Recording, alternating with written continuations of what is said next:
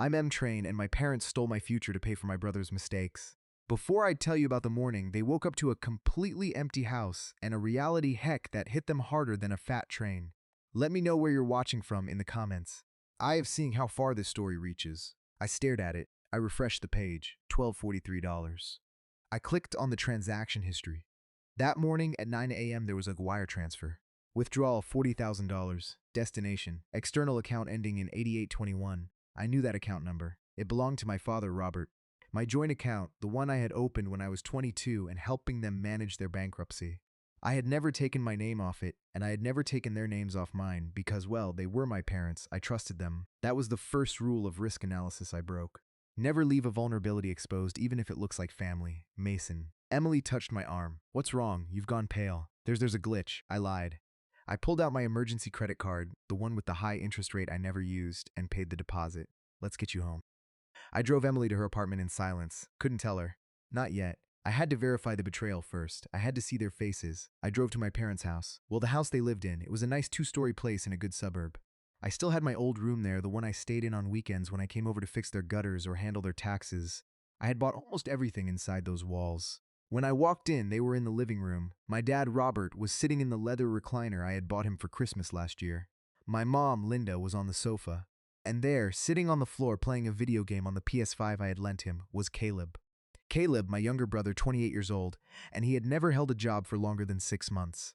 He was the creative one, the free spirit. In reality, he was a leech with a gambling problem and a taste for trouble. They looked up when I entered. They didn't look guilty. They looked relieved. Mason, Dad said, muttering. You're early for dinner. Where is it? I asked. My voice was calm. Too calm. Where's what? Mom asked, but she wouldn't meet my eyes. She was fiddling with a coaster on the coffee table. The wedding fund, $40,000. It's gone. It's in your account. Silence stretched in the room. Caleb paused his game. He didn't turn around. We had to borrow it, Dad said finally. He said it with the casual tone of someone borrowing a cup of sugar. It was an emergency. An emergency, I repeated. Did the house burn down? Did someone need surgery? It's Caleb, Mom said, her voice trembling. He got into some trouble. Bad people, Mason, loan sharks. They said if he didn't pay by noon today, they were going to hurt him. I looked at Caleb. He finally turned around. He didn't look like someone who had just escaped death. He looked annoyed that his game was interrupted. It was a business deal gone wrong, bro. Caleb said, Crypto, you wouldn't understand. High risk, high reward. I just got unlucky. So you stole my money, I said. Money for my wedding. Money Emily and I worked for. We didn't steal it. Dad snapped, his face turning red.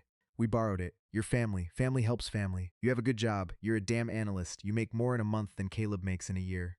You can earn it back. Earn it back. I felt the room spinning. It took me 5 years to save that. 5 years. We'll pay you back, Mom said quickly. Once Caleb's next venture takes off. When? I asked. When has Caleb ever paid anyone back? Don't talk about your brother like that. Dad stood up. He's trying. Not everyone is a corporate robot like you, Mason. Some people have dreams. We had to save him. Let him get his legs broken. You could have asked me, I said. You could have called. You would have said no. Caleb interjected. He smirked. That little entitled smirk that he had worn since we were kids. You always lecture me about responsibility. We didn't have time for a lecture. I looked at them, really looked at them. I saw the leather recliner. I paid for the 65 and 4K TV on the wall. I paid for the dining table in the next room. I saw 3 people who felt absolutely entitled to the sweat off my brow. They didn't just take my money. They took my respect. They took my boundaries and set them on fire. So that's it, I asked. It's gone, it's gone. Dad said, stop making a scene. We can't undo it. Just postpone the wedding.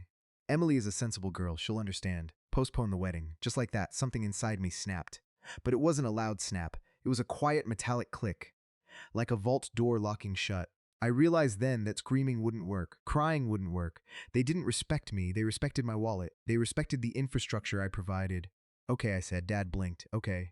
Yeah, I said. I shrugged. I forced my shoulders to drop. I forced my face to go slack. If it was life or death, I get it. I'm upset, obviously, but I get it.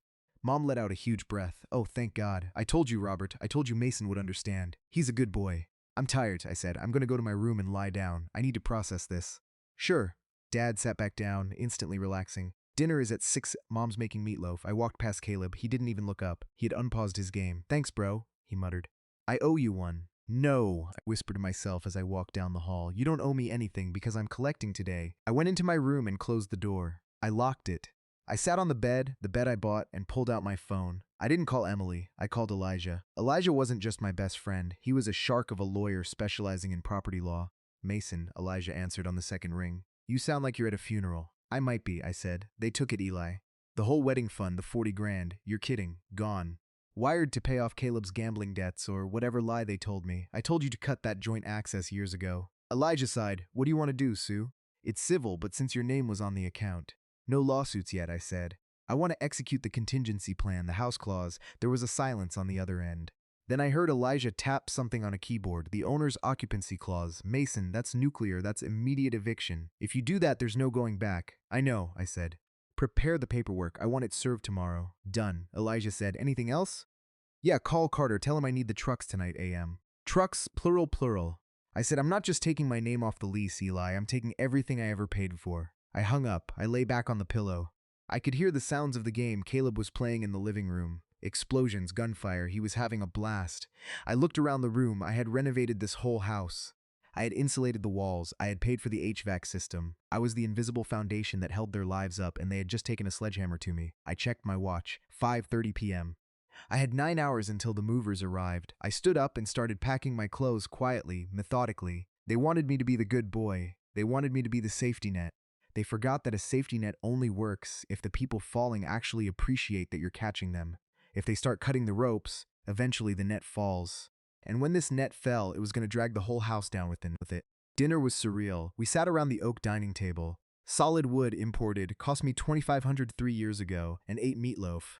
Mom chattered about the neighbors. Dad complained about the government. Caleb ate with his mouth open, scrolling on his phone. Nobody mentioned the $40,000. It was as if the conversation earlier hadn't happened. They had already absolved themselves. In their minds, the crisis was over. Mason fixed it. Mason absorbed the blow. Life goes on. So, Dad said, wiping gravy off his chin, since the wedding is delayed, maybe we can look at upgrading the patio this summer. The wood is rotting. I chewed my food slowly. Maybe, I said. And I need a new car, Caleb added. This old Civic is embarrassing. If I'm going to be a crypto influencer, I need to look the part. One thing at a time, sweetie. Mom cooed at him.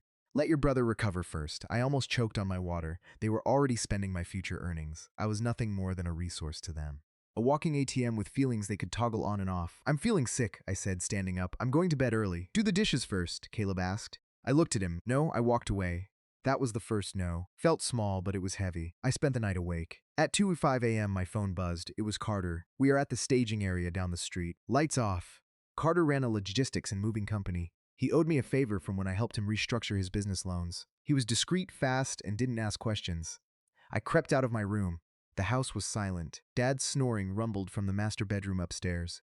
Caleb was passed out on the sofa in the living room, drooling on a cushion. I unlocked the front door and flashed my phone light twice. 2 large black trucks rolled silently to the curb. The engines were cut immediately. 6 guys in dark uniforms hopped out. They wore soft-soled shoes. Quiet as mice, Carter whispered, appearing at the door. He was a giant of a man. What's the manifest? I handed him the clipboard I had prepared weeks ago just in case. Anything with a green sticker on the back or anything on this list. Start with the big stuff downstairs, the kid on the couch. Carter gestured to Caleb. Leave him, but take the couch. It was a masterclass in surgical removal. Carter's team lifted Caleb, still asleep, and gently placed him on the floor. Then, they silently carried the $3,000 Italian leather sofa out the door. Next went the TV. They unscrewed the mount from the wall. The wall looked naked and scarred without it. Then the dining table, the chairs, the artwork in the hallway, the rug. Kitchen, I whispered. We went into the kitchen. I pointed. The fridge is mine. The dishwasher is mine. The microwave. The coffee machine. The fridge. Carter raised an eyebrow. It's full of food. Empty the food into trash bags. Leave the bags. Take the fridge. They worked fast. Within 45 minutes, the ground floor was a shell. It echoed. It smelled different, less like a home, more like an abandoned warehouse. Upstairs, Carter asked. Just my room, I said. And the hallway console. Leave their bedroom. I'm not a monster. They need a bed to sleep in so they can wake up fresh for the shock. My room was cleared in 10 minutes. My desk, my computer, my clothes, my books, everything that made me me. When the last box was loaded, I stood in the center of the living room. It was 4 a.m. Caleb was still snoring on the floor, curled up in a ball on the carpet. Using a throw pillow I had decided to leave behind as an act of mercy, I pulled out a notepad. I wrote a note. I didn't want it to be long. I didn't want it to be emotional. I wanted it to be a transaction record. Dear Mom and Dad, regarding the $40,000 withdrawal for Caleb's emergency, I have liquidated my personal assets within the residence to recover a portion of the loss. The market value of the furniture, appliances, and electronics I purchased over the last 5 years totals approximately $32,000. I am writing off the remaining $8,000 as a stupid tax for trusting you. Don't call me. Don't come to my office. We are even. Mason and I taped the note to the wall where the TV used to be. It was the only place they would definitely look. I walked out the front door. The cool night air hit my face, felt like oxygen, felt like freedom. I climbed into my car. Carter gave me a thumbs up from the truck cab. They pulled away. I didn't look back. I drove straight to Emily's apartment. She woke up when I keyed in. She sat up terrified. Mason, what time is it? What happened? I sat on the edge of the bed. I felt the adrenaline crash. My hands started shaking. I left, I said. I left them, Em, and I took everything. What do you mean they stole the wedding fund? I finally confessed. 40 grand gone. Emily gasped, covering her mouth. Oh my God, Mason. But I got about 30 grand worth of stuff back, I said, a dry, humorless laugh escaping me. I emptied the house, Em. They're gonna wake up in an empty shell. Emily didn't scold me. She didn't tell me I was harsh. She hugged me. She held me while I shook. Good, she whispered fiercely. Good, we didn't sleep. We drank coffee and watched the sun come up. At 7:30 a.m., my phone started buzzing. Incoming call. Mom, I declined it. Incoming call. Dad declined. Incoming call. Caleb declined. Then the text started. Mom, Mason, where's the fridge? Dad, have you lost your mind? The police are on their way. Caleb. Bro, WDF, where's my console? I silenced the phone. Are you going to answer? Emily asked. No, I said. Not until I have the leverage locked in. What leverage? I haven't told you everything about the house, I said. About who actually owns it. Emily looked confused. Your parents own it. They've lived there for 30 years. They lived there for 30 years, I corrected. But they lost it 5 years ago. I bought it. I own the deed. I own the mortgage. They are just guests. Emily's eyes widened. You own the house through an LLC, I explained. I set it up to protect their pride. They pay rent that is actually $0. But the lease agreement has a clause about... I pulled a folder out of my bag. I'm not just taking the furniture, Emily. I'm evicting them. Sounded cruel. I knew how it sounded. Evicting your elderly parents and your brother. But then I remembered the bridal shop. I remembered insufficient funds. I remembered them sitting in my chairs, eating my food, telling me to postpone the happiest day of my life so Caleb could pay off a bookie. Do it, Emily said. Her eyes were hard. She was the daughter of a judge. She knew justice when she saw it. I need to go to work, I said, standing up. I need to look normal. If they show up there, security will handle it. Be careful, she said. I drove to work. The messages kept flooding in. Dad, you ungrateful brat. I'm calling the cops. Dad, the cops said it's a civil matter because you have receipts. Damn you, Mason. Mom, how are we supposed to make coffee? How are we supposed to eat? I read that last one and almost laughed. How are you supposed to eat? The same way I was supposed to pay for a wedding with $12 in my account. You figure it out. At 10 a.m., I got a notification from my doorbell camera, the one I had installed at their front door. It was the only piece of tech I hadn't taken specifically so I could watch the fallout. I opened the app on my phone. The video feed showed the front porch. Dad was pacing back and forth wearing his bathrobe. He looked disheveled. He was shouting into his phone. He took the damn stove, officer. No, I don't have the receipt for the stove. He bought it, but it's my house. I zoomed in. I could see the panic in his eyes. It wasn't just anger, it was fear. The fear of a man who suddenly realizes he has no control. Then a car pulled up in the driveway, a sleek black sedan. I didn't recognize it. A man in a suit stepped out. He wasn't a cop. He looked like a collector. He walked up to Dad. Dad stopped shouting. He shrank back. Mr. Robert, the man asked. Yes, Dad's voice cracked. We need to talk about Caleb's outstanding balance. The $40,000 was a good start. But there's the matter of the interest. My blood ran cold. The $40,000 wasn't the whole debt. It was just the interest. I recorded the clip. This was evidence. This was proof that my parents weren't just victims of Caleb. They were active participants in a black hole of debt that was going to swallow everything. If I hadn't pulled my money or my furniture out, it would have all gone to this guy eventually. Anyway, I closed the app. I had work to do and I had a lawyer to meet. For the next 3 days, I was a ghost. I stayed at Emily's. I routed all calls from my family to a voicemail box that I never checked. I blocked them on social media. I told the security guards at my office building, a gleaming tower in the financial district, that my parents and brother were on a do not admit list. I provided photos. The first time Dad tried to storm the lobby, 2 guards twice his size escorted him out. He screamed about filial piety and ungrateful children until they threatened to arrest him for trespassing. It was humiliating, yes, but humiliation was a necessary tool. Now, meanwhile, I was trying to rebuild the wedding from the ashes. We can do a backyard thing, Emily suggested over dinner. We were eating takeout noodles because we were technically poor again. My parents have that nice garden. No, I said firmly, we are not downgrading because of them. I will work double shifts. I will consult on the side. We are having the wedding we planned. Mason, it's just a party. It's not just a party as a statement. It's the start of our life. I am not starting our life in a deficit because Caleb decided to gamble. I was angry. The anger wasn't fading. It was hardening into a cold resolve. On Thursday, I met Elijah at a coffee shop near my office. He slid a manila envelope across the table. You're not going to like this, Elijah said. He didn't touch his latte. What is the eviction stalled? No, the eviction notice is ready to be served. This is about the debt. I had a private investigator look into Caleb's business partners. I opened the envelope. Photos. Grainy photos of Caleb coming out of a bar, Caleb arguing with a guy in a leather jacket, and then a police report, DUI. I read hit and run property damage 3 months ago. Elijah explained Caleb got drunk, stole your dad's car, the old Ford, and smashed into a parked luxury SUV, a Porsche Cayenne, a Porsche. I rubbed my temples. The owner of the Porsche agreed not to press criminal charges if Caleb paid for the damages and pain and suffering immediately. That's the debt does not loan sharks. Mason, it's a settlement to keep Caleb out of jail. I stared at the paper. So, the scary story about broken legs fabricated by your parents to get you to panic and agree to the money being gone. They played you. I felt a surge of nausea. They lied. They concocted a story about violent criminals to manipulate me into covering up Caleb's crime. They were protecting him from the consequences of his own actions using my life savings. And the guy I saw on the doorbell cam, I asked, probably the lawyer or a representative for the Porsche owner collecting the installment. The 40 grand probably just covered the repairs.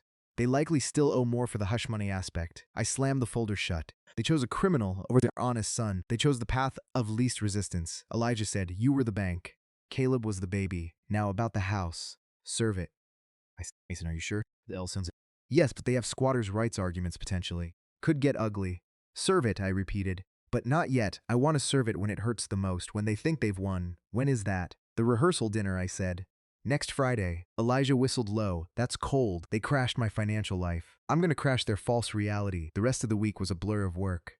I took on 3 new risk assessment audits. I worked 18 hours a day. I needed the money, yes, but I also needed the distraction. Emily's parents, the Devises, came into town on Saturday. Her father, Judge Davis, was a stern but fair man. Her mother, Martha, was kind but sharp. We sat down for brunch.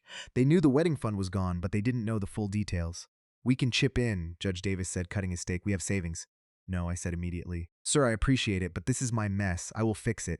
It's not your mess, son, he said, looking at me over his glasses. It's a crime. Have you filed a police report? Not yet, I said. I'm handling it internally. Don't let internal become infernal, he warned.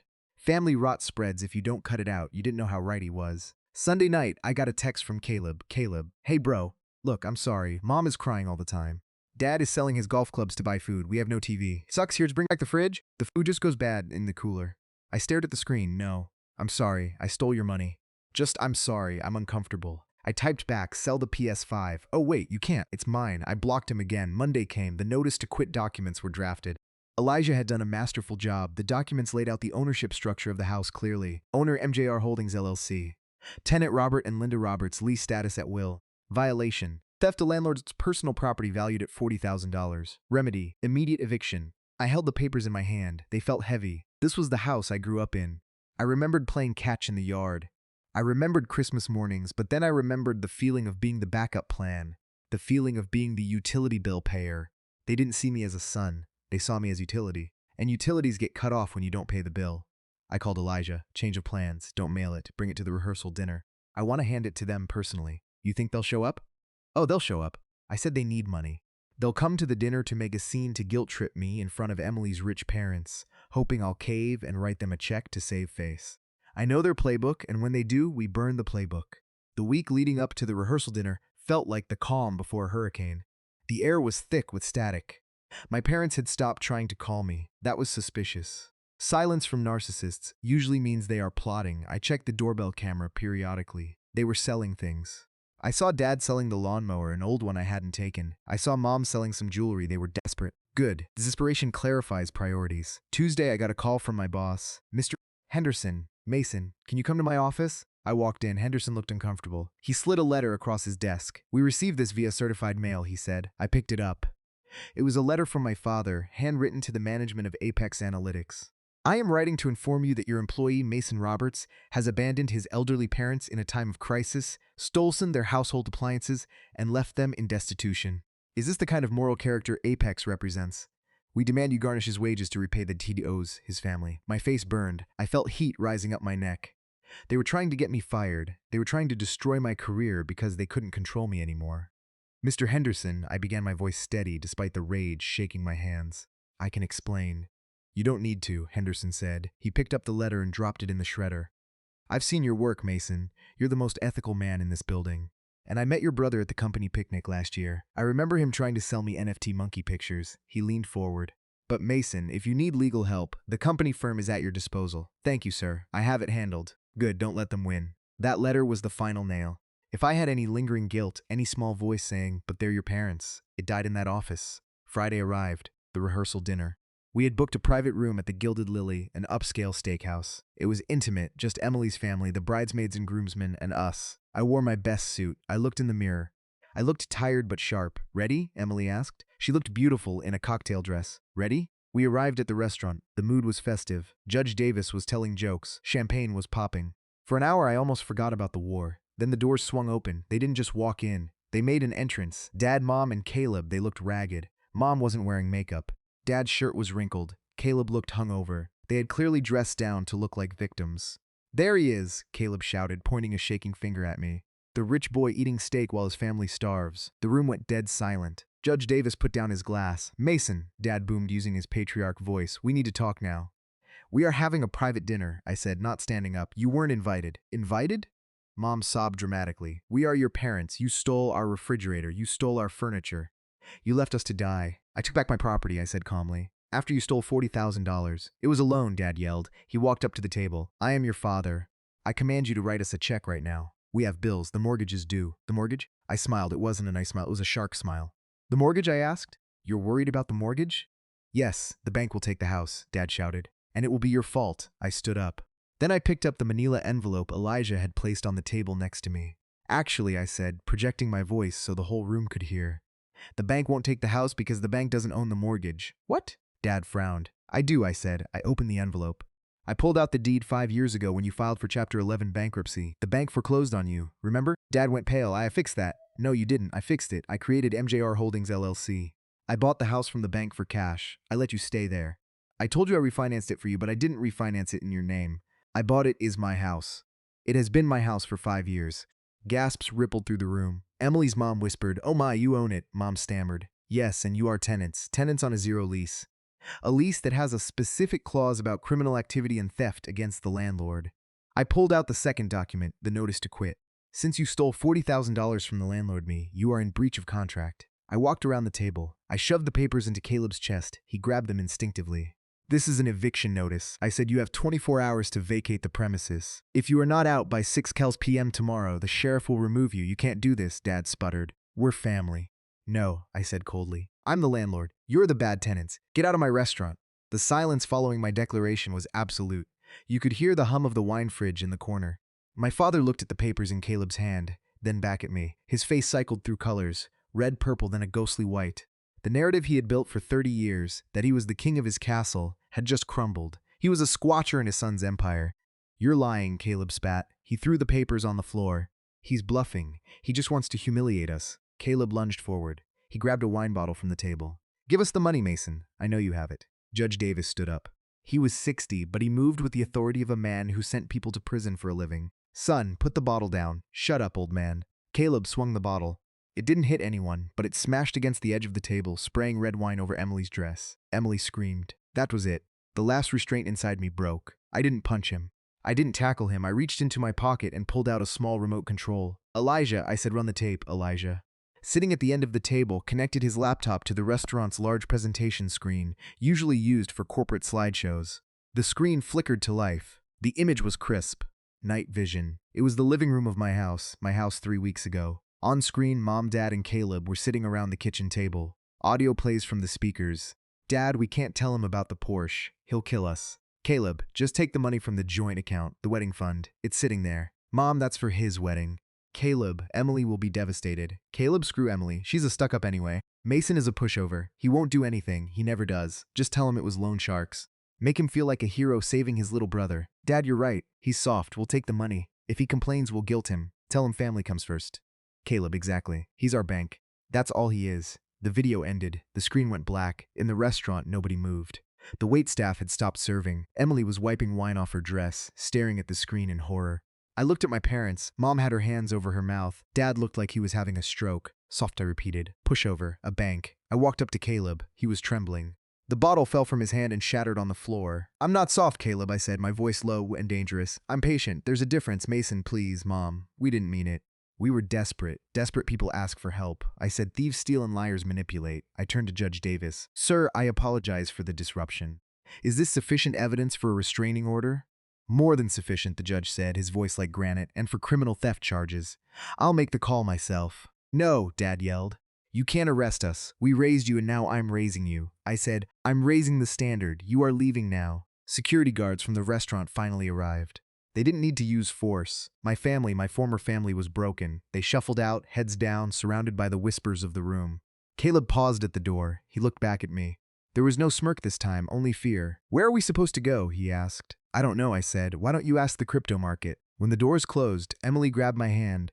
Her hand was sticky with wine, but she squeezed hard. Are you okay? She asked. I took a deep breath. For the first time in a week, the knot in my chest loosened. Yeah, I said. I think I am. I think I'm finally free. But it wasn't over. The evictions was tomorrow, and I knew they wouldn't go quietly. The next morning, Saturday, was officially eviction day. The legal deadline was 6:00 p.m. I didn't go to the house alone.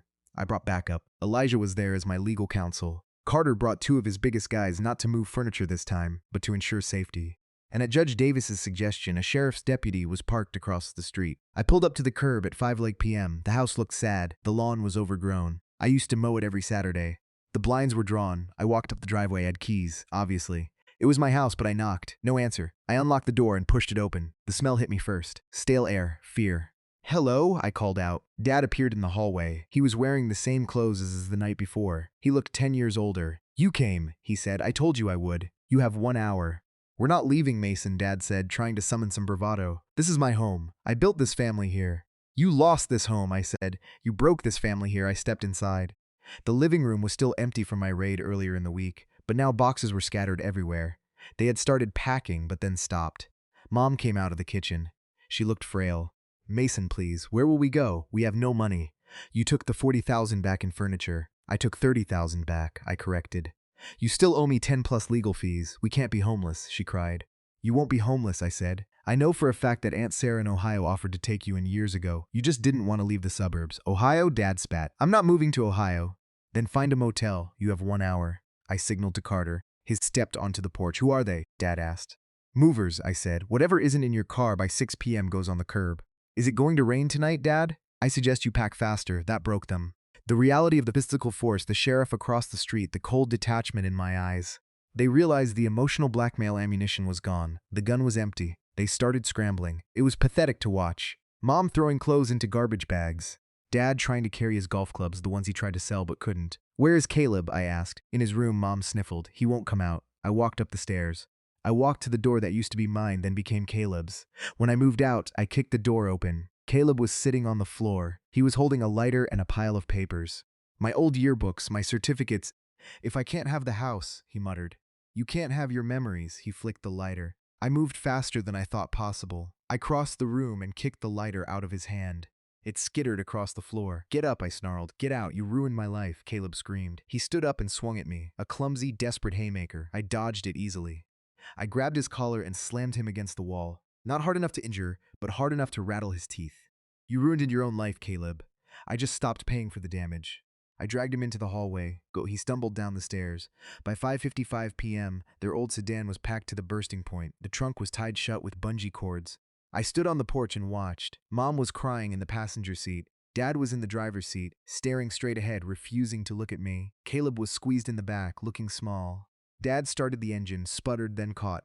He rolled down the window, just a crack. You're a hard man, Mason, he said. I had to be, I answered. You taught me that the world is expensive. I'm just balancing the ledger. He rolled the window up. They drove away. I watched the taillights disappear around the corner. The sheriff's deputy waved at me and drove off. Carter and Elijah came up to the porch. It's done, Elijah said. It's done, I repeated. I turned and looked at the empty house. It was just wood and drywall. It wasn't a home. Not anymore, but it was mine. Change the locks, I told Carter, and put it on the market on Monday. You're selling it? Elijah asked. Yeah, too many ghosts here. I'm going to take the money and buy a place with Emily. A place nobody else has ever lived in. I walked to my car. My phone buzzed. It was a text from Emily. Dinner is ready. Come home. Oh, that word finally sounded right. The Sunday morning after the eviction was the quietest morning of my life. I woke up in Emily's apartment, but for the first time in 5 years, my phone wasn't a ticking time bomb. There were no frantic texts about broken heaters. No missed calls about emergencies that always turned out to be Caleb's poor life choices. There was just sunlight hitting the duvet and the smell of coffee brewing in the kitchen. I lay there for 20 minutes just listening to the silence. The strange how you get addicted to chaos. When you live in a war zone long enough, peace feels suspicious. I kept waiting for the other shoe to drop. I kept waiting for a lawyer's letter or a police siren or a rock thrown through a window, but nothing came. I walked into the kitchen. Emily was there buttering toast. She looked up and smiled. It wasn't a worried smile. It was a we made it smile. How did you sleep? She asked. Like a baby, I lied. Actually, like a dead man. I don't think I moved for 8 hours. Good, she said. You needed it, Carter called. He's already changed the locks on the big house. He put the key in the lockbox for the realtor, the house. We didn't call it Mom and Dad's house anymore. We called it the asset. That's how I had to think about it to keep from falling apart.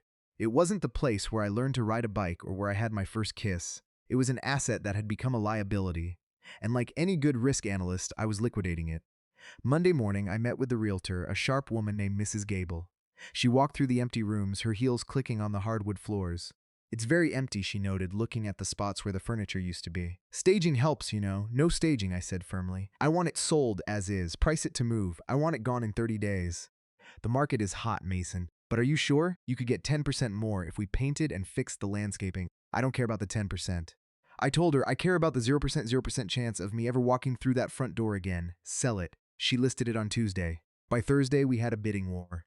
Turns out a solid house in a good school district is worth a lot, even with bad vibes.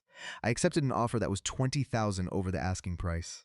It was an all-cash offer from a young couple moving from the city. When I signed the closing papers 2 weeks later, I stared at the check. It was a lot of money. It was enough to repay the wedding fund 10 times over. It was enough to buy a new house outright. I sat in my car in the title company parking lot and stared at that check. This was my inheritance. I realized I wasn't waiting for my parents to die to inherit their legacy. I had taken it now to prevent them from squandering it on gambling debts and hush money. I took a picture of the check. I almost texted it to my dad. I almost typed, "See, this is what you lost." But I didn't. I deleted the photo. Revenge is a dish best served cold, but moving on is a dish best served in silence. I deposited the check into a new account, one with no joint access, no history, just my name and Emily's name. With the house sold and the family effectively dissolved, the path was finally clear for the wedding. We didn't downgrade. In fact, we upgraded. We kept the date, but we changed the venue. We moved it from the hotel ballroom to a private estate on the cliffs overlooking the ocean. I wanted open air. I wanted to see the horizon. I wanted to feel small against the vastness of the world, to remind myself that my family drama was just a speck of dust in the grand scheme of things. The planning process was different this time. Before, every decision was filtered through what will Mom think or will Caleb be bored. Now the questions were simple. Do we like this beef or fish? The caterer asked. Both, I said. And an open bar, top shelf. The guest list was the only thing that shrank. We cut 40 people. We cut every distant cousin who had ever guilt-tripped me. We cut the neighbors who sided with my parents. We cut the family friends who had enabled Caleb's behavior for years. The resulting list was tight. 70 people, the chosen family. The day of the wedding was perfect. And I don't use that word lightly. In my line of work, perfect is a statistical impossibility, but this was close. The sky was a piercing blue. The ocean crashed against the rocks below, providing a rhythm that calmed my nerves. I stood at the altar adjusting my cufflinks, their gold, a gift from Elijah. Elijah stood next to me as my best man. He leaned in. You good? I'm good, I said. They're not coming, he whispered, answering the question I hadn't asked. I have security at the gate. Carter has a guy in the parking lot. It's a fortress, Mason. Thanks, Eli. Then the music started. Everyone stood up. I looked down the aisle. Usually this is the part where the groom looks for the bride. But for a split second, my eyes darted to the front row on the left, the parents' row. It was empty. Well, not empty. My colleagues were there. Mr. Henderson, my boss, was sitting there. Carter was there. But the seats reserved for father of the groom and mother of the groom were filled by people who weren't blood relations. For a second, just a microsecond, I felt a sharp pang in my chest. It wasn't regret, it was grief. I was grieving the parents I wished I had. I was grieving the fantasy of the proud father and the weeping mother. I had to accept that those people didn't exist. The people who existed were a landlord and a thief, and they were currently living in a motel 3 towns over. Then I saw Emily. She stepped out, holding on to Judge Davis's arm. All the grief vanished. She was walking toward me, and she looked like victory. She looked like the future. She looked like the only family I would ever need. When they reached the altar, Judge Davis took Emily's hand and placed it in mine. But he didn't step back immediately. He put a hand on my shoulder. He squeezed it, a firm, masculine, fatherly squeeze. Take care of her, son, he said. I will. The ceremony was short. We wrote our own vows. I, Mason, I said, my voice shaking slightly.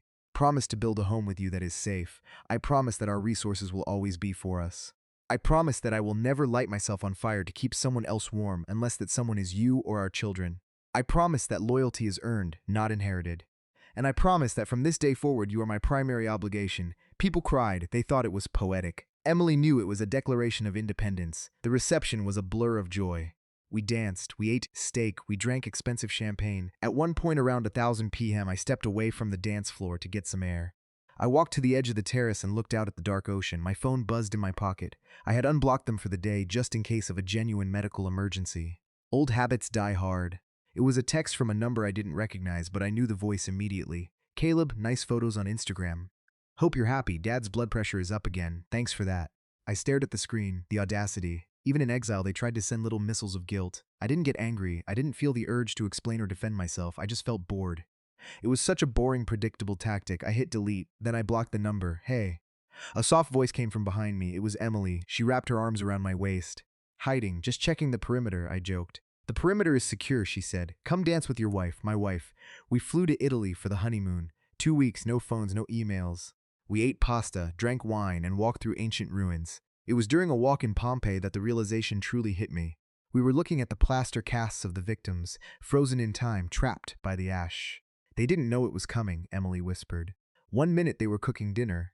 The next minute the mountain exploded. My family knew, I said suddenly. That's the difference. They saw the smoke for years, I warned them. I told them the eruption was coming if they didn't stop spending my money. They just didn't believe the volcano would actually blow. And now you're out of the blast zone, she said. When we came back to the States, we didn't go back to Emily's apartment. We went house hunting. With the money from the sale of the asset and our combined savings, our budget was substantial. But I didn't want a mansion. I didn't want a place to show off. I wanted a fortress of solitude. We found it in a quiet neighborhood about 30 minutes from my parents' old town. It was a mid-century modern house with big windows and a lot of trees. It needed work, but good work. It needed a new kitchen, new floors. It needs a lot of love.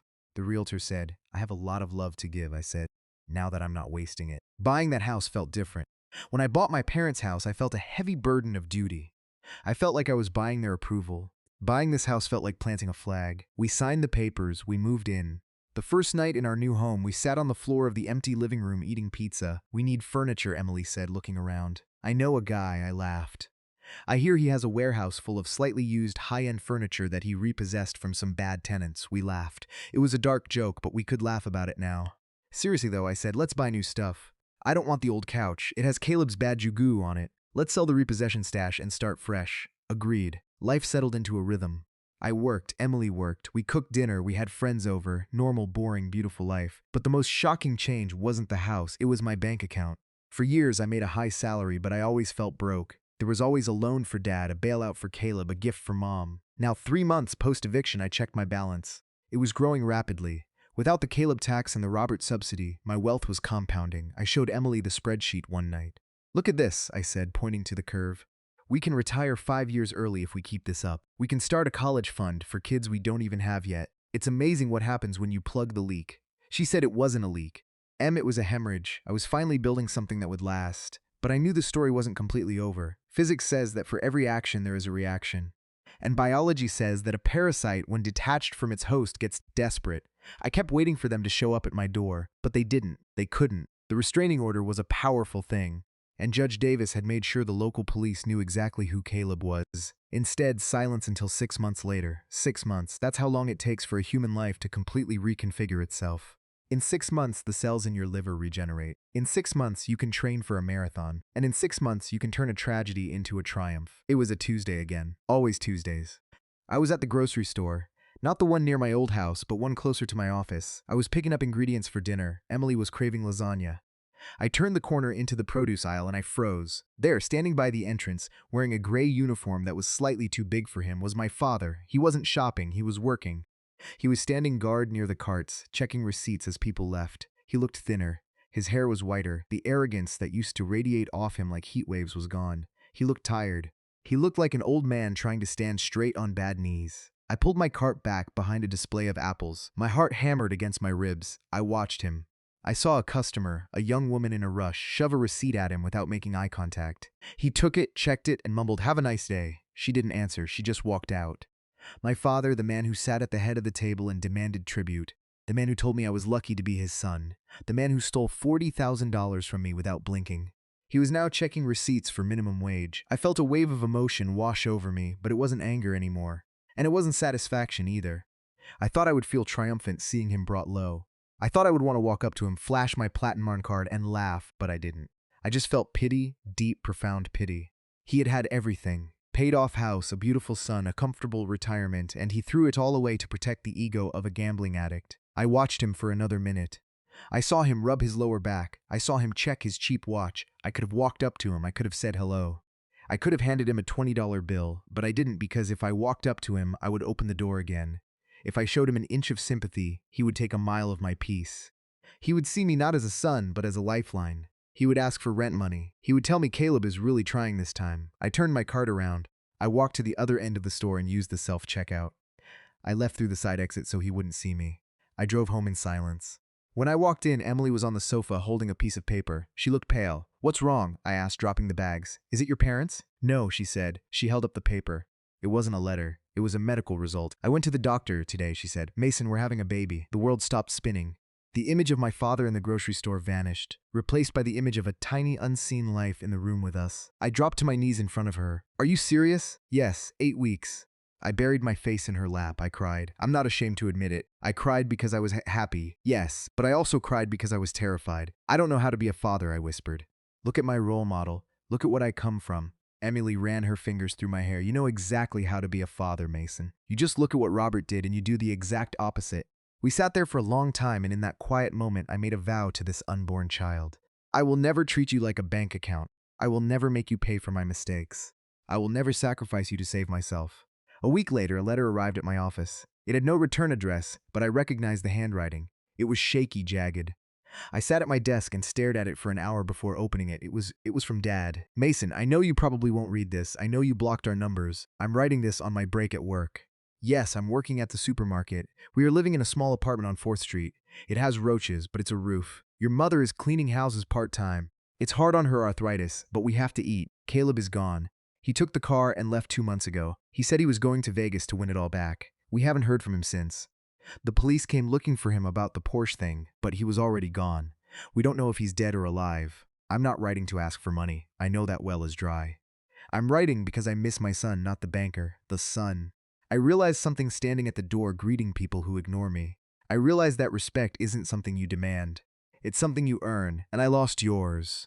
I don't expect you to forgive me. I just wanted you to know that I know I messed up. I bet on the wrong horse and I lost the farm. Take care of Emily. I hope you have a better life than the one I gave you." Dad, I read the letter twice. I bet on the wrong horse. Even in his apology, he saw us as horses in a race. Caleb was the high-risk, high-reward bet. I was the workhorse. He bet the farm on Caleb, and Caleb ran off to Vegas. I folded the letter. A part of me wanted to drive to 4th Street to save them from the roaches, to pay their rent for a year. I could afford it easily now. But then I remembered the wedding fund. I remembered the insufficient funds at the bridal shop. I remembered Caleb laughing at me. If I saved them now, they would never learn. They were finally at 60 years old, learning the lesson of cause and effect. They were finally becoming adults. To intervene now would be to rob them of that growth. I opened my desk drawer. I had a file labeled past. I dropped the letter in there. I didn't reply. I went home to my pregnant wife, cooked lasagna. We talked about baby names. "If it's a boy," Emily said. "What do you think about Ethan?" "I like it," I said. "Strong, steady." "Not Robert?" she asked gently. "No," I said, "definitely not Robert." Life went on. The baby grew. My bank account grew. My happiness grew. I heard through the grapevine, Aunt Sarah again, that Caleb had been arrested in Nevada for check fraud. He was looking at 3 to 5 years. Dad and Mom couldn't afford a lawyer, so he was using a public defender. He was going to prison. It was a tragedy, a waste of a life. But it wasn't my tragedy. I had built a wall. Not a wall of stone, but a wall of boundaries. On one side was chaos, entitlement, and destruction. On my side was peace, responsibility, and love. I stood in the nursery. We had just finished painting. It was a soft yellow. The crib was assembled. I did it myself. No movers this time. I put my hand on the railing of the crib. "You're safe here," I whispered to the empty room. "You're safe." And I realized finally that the eviction wasn't just about kicking them out of a house. It was about evicting the guilt from my soul. It was about evicting the idea that I existed to serve them. I had taken my office back, I had taken my money back, but most importantly, I had taken my life back. So that's my story. It's heavy, I know, but if you're still here listening, it means you understand something fundamental about family and finance. Here is the hard truth I learned, and it's the lesson I want to leave you with. No is a complete sentence, and financial abuse is still abuse, even if it comes from your parents. Many of us are raised with the idea that we owe our parents everything. We are taught that family helps family no matter what. But there is a line between helping and enabling. Helping is pulling someone up when they fall. Enabling is lying down so they can walk all over you to avoid the mud. My parents didn't need my money to survive. They needed it to avoid the consequences of their bad parenting. By cutting them off, I didn't destroy them. I actually gave them the only chance they ever had to become responsible adults. It was painful, yes, but it was necessary. You cannot set yourself on fire to keep others warm. You have to secure your own oxygen mask first. If you are in a situation where you're being drained financially or emotionally by family, remember my empty house. Sometimes you have to clear everything out to see what's actually real. I want to hear from you now. Have you ever had to draw a hard line with a family member over money? Was it the hardest thing you ever did? Or maybe you just agree that boundaries are essential. Leave a comment below with your story, or just type good if you agree that Mason made the right call. Your comments help more people find the story and maybe, just maybe, give someone else the courage to serve their own eviction notice to a toxic situation. Thanks for listening. Take care of yourselves and protect your peace.